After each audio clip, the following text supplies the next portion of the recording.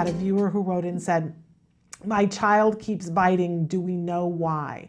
I want to say to you, we've done a lot of videos about the 4 usual suspects.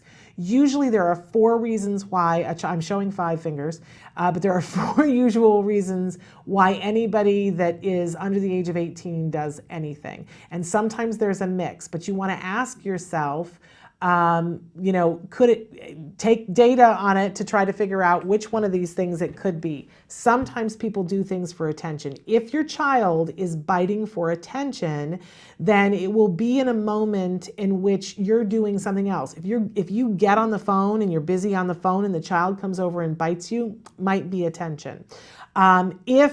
Another reason why people do things is to get out of something. We call that escape maintain behavior. If when you ask your child to do something, like you say it's bath time, and you go to put your child in the bath and they bite you, and then you're like, why did you bite me? Da, da, da, da, and the bath gets delayed by even 10 seconds, it might be escape maintain behavior. Sometimes people do things because it just feels good. If you find your child biting his fingers, biting his toys, biting his pencil, biting the person next to him, it might be because his gums itch and his teeth, if you've ever been teething and you bite into something, it feels better. And that's an entirely different way that we would deal with that than the other 2, right? And then the last one, which is often the case, is to get access to someone or something.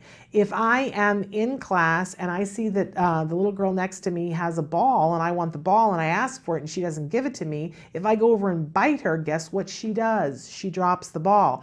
I grab the ball and run over there, and I have the ball for a full 3 seconds before the teacher yells at me and says, why did you bite her, and takes the ball away from me, but it was still a win, right? So if all these things seem a little overwhelming, I want to encourage you to go to skillsforautism.com, sign up for the free trial, and you will go to the BIP builder portion of it, and there is something called the CIFA, C-I-F-A.